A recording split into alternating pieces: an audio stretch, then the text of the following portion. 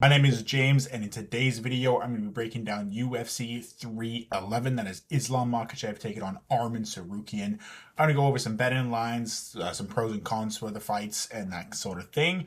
Obviously, I'm going to be starting with the early prelims, working my way to the main card. If you just want to see a certain fight prediction, skip ahead. Timestamps are going to be in the description. If not, let's not waste anybody's time. Let's just get right into the prelims. Okay, so to kick us off for the early prelims of UFC 311, we have Tagir Ulanbekov taking on Clayton Carpenter.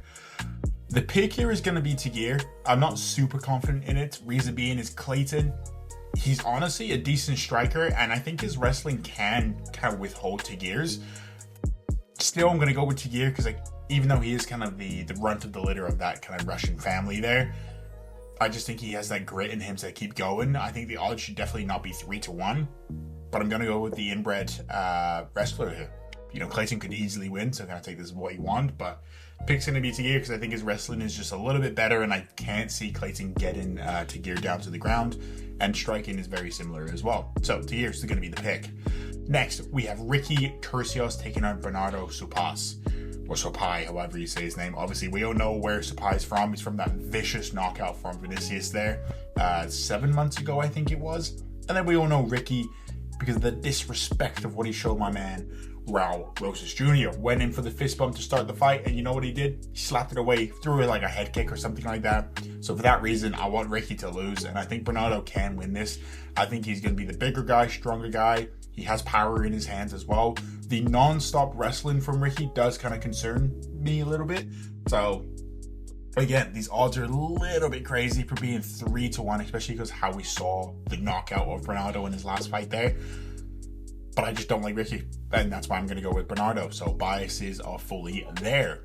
Next, we have Rinya Nakamura taking on Muin Gafurov, or however you say his name. Anyway, I don't like Muin. He did my boy Nathaniel Wood dirty in that one fight in Saudi Arabia, grabbing the fence, all that kind of stuff. An absolute cheat. You know what they say though, is like if you're not cheating, you're not trying, that kind of thing. But fuck him, he's gonna lose. I like Rinya. I think he's a solid value, even at 4-1, 5-1. He's just gonna be a better prospect. He hits harder, his wrestling's better, and he's able to stuff majority of the takedowns. So what is Muin gonna do? Be a better striker? No, he's just not. So for that reason, Rinya, my dog, he's gonna win this. Next, I don't know how I feel about this one. You know, Cora Rosa, I like her. Better than her in the past. Made a lot of money from her. So great stuff there. And then we got Alien Perez, the OnlyFans chick. Cora Rosa being the favorite here does concern me because her takedown defense is not that good. Striking wise, she wins this 10 out of 10 times. So if it does stay on the feet there, Cora Rosa wins. Ole. But the problem is her takedown defense isn't the best. So I think Aylin Perez has a real shot, and for that reason, do I pick her? I don't know. I'm gonna pick Aylin Perez just because of the non-stop wrestling that she does. Yes, she does slow down in the third round, so I can see this being a 29-28 kind of thing, where she wins the first 2 rounds, loses the third because Cora Rosa stays in it, because she has the cardio to go the 15 there.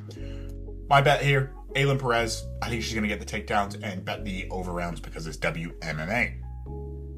Next, Grant Dawson taking on Diego Ferreira. It should be Grant Dawson all day. He doesn't really get finished apart from that weird occurrence of the Bobby Green. Diego Ferreira, yes, he hits semi-hard. Yes, he has non-stop cardio. But he's old. What is he? I don't even know how old he is. Like 39 or something like that? Or 40? Eventually, your body should not be a fighter. It's just straight up. Grant Dawson's going to be the younger guy. We've all seen his fight style. Top 5 most boring fighters there is. But he's effective. He wins. He gets you down, lays on you, and it's probably going to be a 30-27. Yes, Diego has the potential to finish, and yes, he has good scramble skills. But I see Grant Dawson just being the better man on this fight night. So that was the early prelims. Let's get into the other prelims here. We have Zach Reese taking on Sadiq Dumas. I like Zach Reese, even though I'm pretty sure he got slam dunked against Cody Brundage. So it's a little bit concerning if you're losing to Cody Brundage, but I think it's kind of a one-off thing, kind of a fluke. Sadiq Dumas, obviously known as the Street Fighter. I just think Zach Reese is going to be the better guy. I think he has better jiu-jitsu, even though his fight probably won't go to the ground. And I like his stand-up. He holds big power, as we saw in his last fight with his knockout there. And Chadrick Dumas, although he has a cool backstory, he's not that good. So Zach Reese is going to be my pick. Next is probably my most confident favorite on the card, Jolton Almeida. He looks inhuman. He's made it in a lab, and he's going to win this fight. He's going to get the takedowns, and he's going to hold you there, and you're not going to do anything about it. I get Sergio Spivak had a moment against, who was that old guy? I'm not going to remember it, but older fella. And yes, Shaved Tybora, I think is what his name was. He had his moment in that fight, but he's not good either. He sucks. So Jolton Almeida is going to get the takedowns. Next fight isn't really a crazy one. Payton Talbot, he's 11-1 favorite. Of course he's going to win. He is that prospect right now. He is that guy. And he's probably going to get a knockout in the first round against Ronnie Barcelos, who, yes, is dangerous. Yes, has the ability to strike as well. But he's old. And that's all it comes down to. You're going to pick the younger, faster dude who can strike just as equal. So Payton Talbot is going to be the pick. Sorry for the little cut there. Ran out of storage, so I had to fix that problem. Next, we have Johnny Walker taking on Bogdan Guskov. I want to pick Johnny Walker just because everybody loves him. I love him as well. It's just the fact of his chin just isn't there. He has all the potential to be a solid fighter. Has the power, has the reach, has the ability to kickbox as well. The takedowns, somewhat not there, but still, he has all the abilities to become a great fighter. The problem is Bogdan can find the chip and he hits hard. So for that reason, you have to side with Bogdan. I'm going to be 100% rooting for Johnny. But if we're talking about where my money's going to be going, it's going to be going on the Bogdan side. The Mr. Clean lookalike himself. And also, I thought Johnny Walker was going to be moving up to heavyweight. So I don't really know what happened with this matchup, why he's still at light heavyweight. I think heavyweight, he can easily be top 10 there as well. Like, realistically, he's going to beat the whole roster there. Probably not the higher end roster, but at least the lower middle end mark. He's definitely going to do that. So anyway, let's get into the main card. Main card time. I think this main card is pretty cut and dry in a lot of fights here. First, we have Kevin Holland taking on Rada de Riddler. Obviously, he came from Pride or something like that, or X. I don't even know where this man came from. Either way, we all saw his last fight against GM3. He just made mistake after mistake after mistake in the grappling. And he looked awful. We've all saw that one takedown he tried to get against GM3. His striking, abysmal. And his takedowns suck. And in my opinion, Kevin Holland wins this 10 out of 10 on the feet. And I think he's patched the hole within his wrestling. Because that was his kind of main flaw. His wrestling sucks, which is the reason why he loses fights, because it goes down to the ground. But even if it does go to the ground, he had great jiu-jitsu. We all saw what did against Olasejchuk with the armbar there, where he almost broke his arm. So for that reason, I'm going to go with Kevin Holland. And I think -125, load the bus. Load the bus on Kevin Holland. Next, we have Renato Moicano taking on Beneil Dariush. Gonna go with Moicano. I think the hype train is going to continue.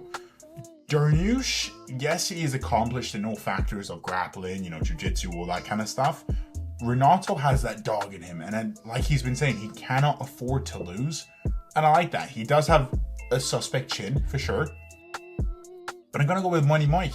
Because realistically, Beneil's going to want to try to take it to the ground. We also saw how malicious Moicano can be on the ground against BSD. Capitalize on that. Sure, it was a lucky leg kick that he caught, but still, he has the IQ enough to beat the shit out of the guy when he goes to the ground. And I think it's exactly what he's going to do against Dariush, who does have good scramble skills, but Moicano's going to hang in there. And striking-wise, I like the side of Moicano as well. I think he's the better striker. Yes, he can get caught, but Beneil doesn't necessarily have big power. But I think close fight, 2-1, kind of makes sense for either guy here. But I'm going to go with the Moicano side because, he cannot afford to lose. And he's fighting on the mic. And I want to see him succeed too. So it's a win-win for everybody. Next, Yuri Prochazka taking on Jamal Hill. When I said this card was pretty cut and dry for the main card, I lied. I have no clue what to do with this fight. I'm going to go with Yuri. Just because he is just the samurai, and that's it. And Jamal Hill is becoming one of the most hated fighters within the UFC. He's just not handling his loss very well, like Yuri's did. Yuri's knockouts were arguably far worse, but at least he can take it like a man in a sense. He got caught, that's what it is. At least he goes into a room, works on himself, There's like reports that he goes into a dark room, doesn't eat for 3 days, and then comes out of it like a new man again. And again, if you had to position yourself where you had to fight one of these guys, who are you going to be fighting? Tubby Jamal Hill or the Samurai Yuri Prohaska? Nobody should be picking Yuri Prohaska. So for that reason, Yuri Prohaska is going to be my pick. They're both realistically the same guy here. They're both looking for the knockout. That's kind of it. Sure, there is takedowns there, but neither guy are going to be going for them. So it strictly is a striking matchup. And I like the side of Yuri. Jamal could definitely easily pull it off because obviously Yuri can be caught, but I'm going with Yuri and I like the odds there. Next is the co-main event of the evening. Being a 3-1 favor here is a little bit of a huge disrespect to Merab, you know, and I get that people don't like Merab and all that kind of stuff. I have no issue with him. I actually like him as a champion. You know, he's, semi-fun. Obviously, yes, he does shoot for non-stop takedowns, which can get quite frustrating, but the cardio he has. But it's just, if you look at it on paper, Umar is going to be the better striker, and Umar is going to have the better takedowns as well. And, Merab can get himself caught, and when he is going to be hurt, Umar will capitalize on that, and especially with Khabib in his camp, training how they do. I don't know, man. I think money-wise, you have to put it on Umar because it's just the most logical thing to do because he's, on paper, technically better everywhere. But I'm personally going to be rooting for Merab, and if he gets it done, I'm on Merab, the little goblin himself.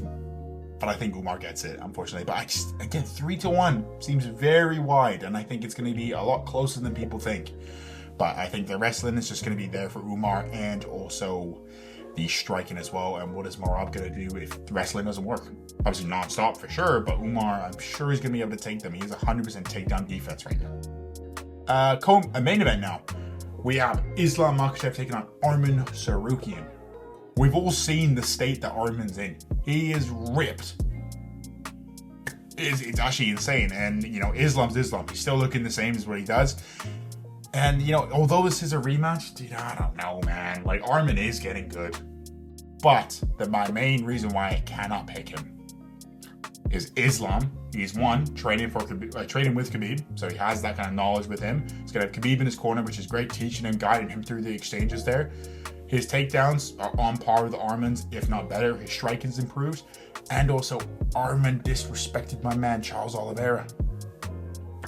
And I know Islam did, but Arman did it most recently. So for that reason, I cannot pick him. It has to go with Islam for the belt. And I also like Islam. I think he's pretty funny too. From a striking standpoint, though, yes, Arman does throw a lot. Yes, he is fast as well. Islam's still going into his prime. He has great fight IQ. He understood what the flaw was against Volk when Volk was dipping his head through the head kick, was able to catch him. And for that reason, Islam has great takedown defense as well. Arman's not going to be able to take him down. I get that it happened in the first fight, but that was a young, naive, nothing to lose. This is going to be the biggest fight of Arman's life, and I think the pressure might get to him. I know. I like Islam here. Obviously, bet your side. This is what I'm going to be doing with my money there. So yeah, that was it. That was the quick predictions. Obviously, if you liked it, drop a subscribe, that sort of thing. And then, yeah, comment down your thoughts down below. And I will see you guys in the best bets video later on this week.